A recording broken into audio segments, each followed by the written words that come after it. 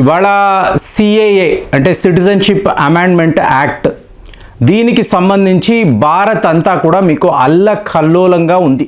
ఎక్కడ చూసినా కూడా నిరసనలు, గొడవలు.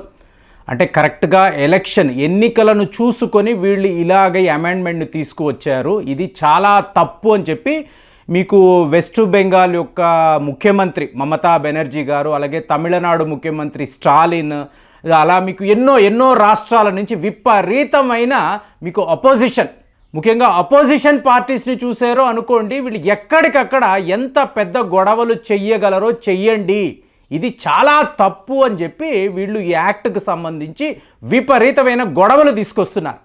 సో ఇప్పుడు నేను మిమ్మల్ని అడిగే ప్రశ్న, అంటే ఓపెన్గా మాట్లాడుకుందాము, ఇందులో ఏది కరెక్టు ఏది తప్పు? అంటే కరెక్ట్గా ఇప్పుడు ఈ టైంలో సిఏఏ అనబడే ఈ యాక్ట్, ఈ చట్టాన్ని వీళ్ళు ఎందుకు తీసుకువచ్చారు? సో ఇందులో అతి ముఖ్యమైన అంశం అంటే మీకు పౌరసత్వ చట్టం అని అంటాం చూసారా, మీకు ఇది ఎలా ఉంటుందంటే, మీరు భారతీయులుగా 11 ఏళ్ల పాటు ఇక్కడే నివసించారు అనుకో, అంటే భారతదేశంలో ఒక వ్యక్తి 11 ఏళ్ల పాటు కంటిన్యూస్గా నివసిస్తే ఇతనికి పౌరసత్వాన్ని మీరు ఇవ్వవచ్చు. ఇతను అప్లై చేస్తాడు, ఇతను సిటిజన్ ఆఫ్ ఇండియా అని చెప్పి మీరు అప్రూవల్ ఇవ్వచ్చు. అంటే నేను భారతీయుడిని మీరు నేను చెప్పుకోవడం కాదండి, మీకు గవర్నమెంట్ అప్రూవల్ ఇవ్వాలి. అది త్రూ ఆధార్ కార్డ్ అనండి, పాస్పోర్ట్ అనండి, డ్రైవింగ్ లైసెన్స్ అనండి. సో ఈ రకంగా మీకు ఇండియన్ సిటిజన్ అనబడే ఈ అప్రూవల్ వాళ్ళు ఇస్తారు. అలాగే మీరు ఇంకొక విషయాన్ని చూసారో అనుకోండి, వీళ్ళు తీసుకువచ్చిన మార్పు అంటే సిటిజన్షిప్ అమెండ్మెంట్ యాక్ట్ 2019లో వీళ్ళు పార్లమెంట్లో ప్రవేశపెట్టారు, లోక్సభ, రాజ్యసభ. సో ఇక్కడ మీకు ఈ హౌసెస్లో కూడా మీకు ఇమీడియట్గా ఇది అప్రూవల్ పొందింది. సో ఇప్పుడు అమెండ్మెంట్ తీసుకొచ్చారు అనుకోండి, ఎన్నో మార్పులు. ఇప్పుడు 11 ఏళ్ళని అన్నారు చూసారా, ఇది ఏమైంది, 6 ఏళ్లకి వీళ్ళు తగ్గించారు. మరి ఇది మంచిదే కదండి, 6 ఏళ్లకు మీరు పౌరసత్వాన్ని పొందవచ్చు అంటే ప్రతి వాళ్ళు కూడా ఆనందిస్తారు, ఇదేదో బాగానే ఉంది కదా అని చెప్పి అందరూ అనుకున్నారు. తరువాత విషయాన్ని మీరు చూశారు అనుకోండి, వీళ్ళు ఒక 9 దేశాల లిస్టు ఇచ్చారు. ఈ లిస్టులో టాప్ 3 కంట్రీస్ని మీరు చూడాలి, పాకిస్తాన్, బంగ్లాదేశ్, ఆఫ్ఘనిస్తాన్.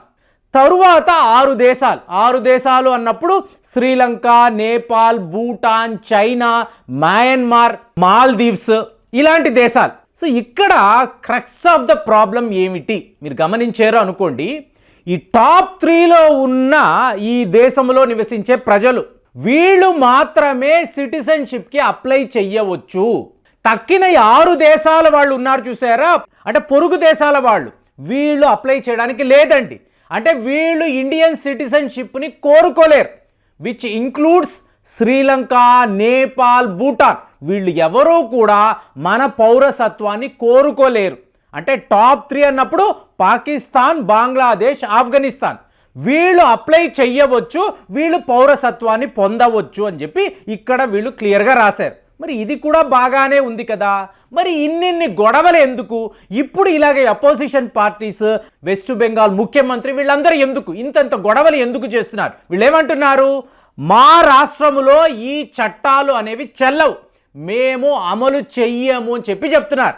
కానీ చూడండి, ఆ స్థాయిలో ఒక సీఎం స్థాయిలో మమతా బెనర్జీ అనండి, స్టాలిన్ అనండి, తక్కిన రాష్ట్ర సీఎంలు, వీళ్ళకి ఇంత చిన్న లాజిక్ కూడా తెలియదు అన్నప్పుడు నిజంగానే నవ్వు వస్తుంది.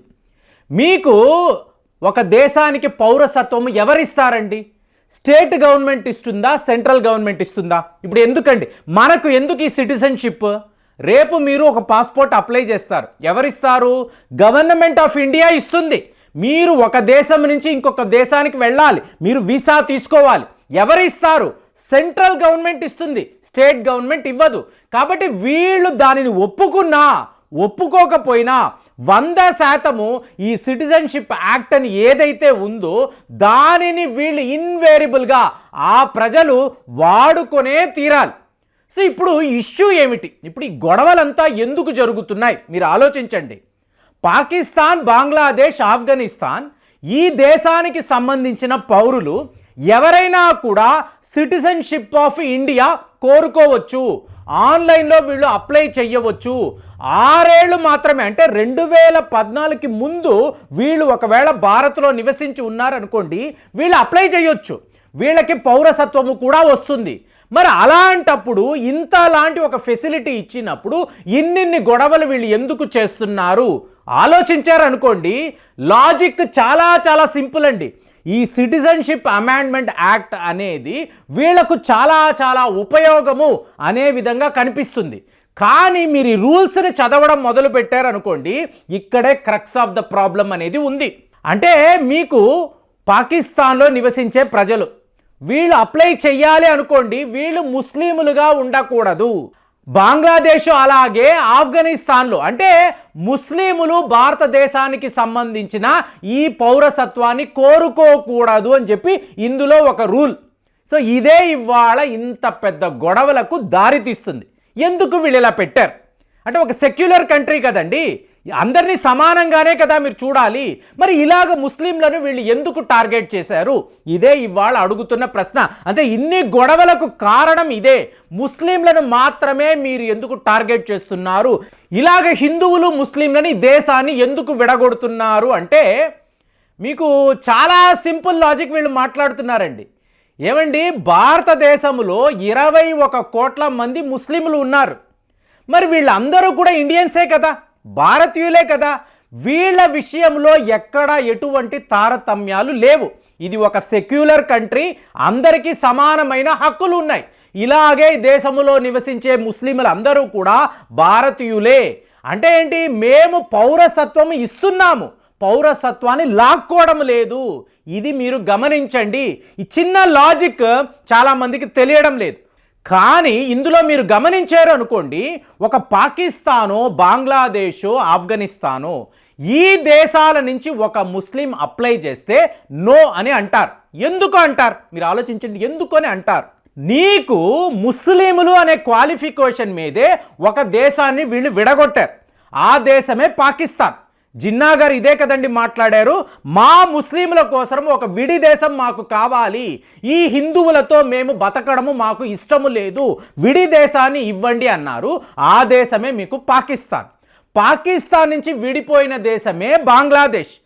ఆఫ్ఘనిస్తాన్లో అయితే మేము ఇస్లామిక్ దేశము, మేము ముస్లింలు, మా దేశములో వేరే మతస్థులు ఎవరు నివసించకూడదు అంటే బామియం బుద్ధ విగ్రహాన్ని ధ్వంసము చేశారు. ఎందుకు?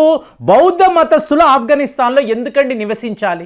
అంటే ఏంటి, ఇది ఇస్లామిక్ దేశము, ఇక్కడ ముస్లింలు మాత్రమే నివసించాలి అని చెప్పి మీకు హిందువులు, క్రైస్తవులు, సిక్కులు, ఇలాగ జైన మతస్థులు, బౌద్ధ మతస్థులు వీళ్ళందరినీ కూడా వీళ్ళు తరిమి కొట్టారు. అలాంటప్పుడు ఇది ఇస్లామిక్ దేశము, మేమే ఉండాలి. కానీ భారత్ ఒక సెక్యులర్ కంట్రీ కాబట్టి ఎవరైనా దేశంలోకి వెళ్ళొచ్చు, ముస్లింలు కూడా అక్కడ నివసించవచ్చు, ఎవరూ ఆపకూడదు అని చెప్పి ఇవాళ వీళ్ళు వాదనను వినిపిస్తున్నారు అనుకోండి. ఇది కరెక్ట్ అంటారా, తప్పంటారా? మీకోసరమే కదా ఒక దేశం ఉంది, అయినా కూడా ఇక్కడ 21 కోట్ల మంది ముస్లింలు నివసిస్తున్నారు కదా, క్రైస్తవులు ఉన్నారు, సిక్కులు ఉన్నారు, బౌద్ధ మతస్థులు వీళ్ళందరూ ఇక్కడ నివసిస్తున్నారు కదా. 6 ఏళ్ల వెనక ఉన్న వాళ్ళు అందరూ నివసిస్తున్నారు, 11 ఏళ్లకు ముందు ఉన్న వాళ్ళు ఎంతోమంది తరతరాలుగా నివసిస్తున్నారు కదా. మరి అలాంటప్పుడు ఇప్పుడు కొత్తగా ఈ ఇస్లామిక్ దేశాలకు చెందిన ముస్లింలు ఈ దేశంలోకి ఎందుకు రావాలి? ఇది ఎంత విచిత్రమైన వాదన అంటే, పాకిస్తాన్లో ఉండే 30 లక్షల మంది ఆఫ్ఘాన్ ప్రజలను వాళ్ళు తరిమివేశారండి. వాళ్ళందరూ కూడా ముస్లింలే. అలాగే ఇప్పుడు రోహింగ్యాస్ని అంటారు, వీళ్ళు మయన్మార్లో నివసించేవాళ్ళు. వీళ్ళని బంగ్లాదేశ్లో తరిమివేశారు, నేపాల్లో తరిమివేశారు, పాకిస్తాన్ నుంచి కూడా వీళ్ళని తరిమి కొట్టారు. ఇవాళ వరకు వీళ్ళకి ఒక స్థిరమైన ప్రాంతము అంటూ లేదు. వీళ్ళు ఇవాళ భారతదేశంలో నివసిస్తున్నారు. మరి వీళ్ళందరూ కూడా ముస్లింలే కదా, వాళ్ళనే వీళ్ళు ఎవరూ కూడా ఆదరించలేదు. అహ్మదియాస్ కూడా ముస్లింసే, వాళ్ళని కూడా పాకిస్తాన్ నుంచి తరిమివేశారు. ఎందుకు? వీళ్ళందరూ మైనారిటీస్. ఇలాంటి మైనారిటీస్ని మీరు తరిమివేసినప్పుడు సొంత ముస్లిమ్స్కే అక్కడ మీకు స్థానము లేదు అన్నప్పుడు భారత్ ఒప్పుకోవాలి అని చెప్పి ఇంత పెద్ద వాదన, ఇంత పెద్ద నిరసనలు అంటే దీనిని మీరు ఎలా చూస్తున్నారు? ఈ వాదన ఎంత విచిత్రంగా ఉందంటే ఎక్కడైనా దీనిలో క్రెడెన్షియల్స్ మీకు కనిపిస్తుందా? అసలు ఈ వాదనకి ఏదైనా అర్థము ఉందా? ఒకసారి మీరు కూడా బాగా డీప్గా ఆలోచించి కామెంట్స్లో మీ అమూల్యమైన అభిప్రాయాలు రాయండి. మళ్ళీ వచ్చే వీడియోలో కలుద్దాం. జై హింద్.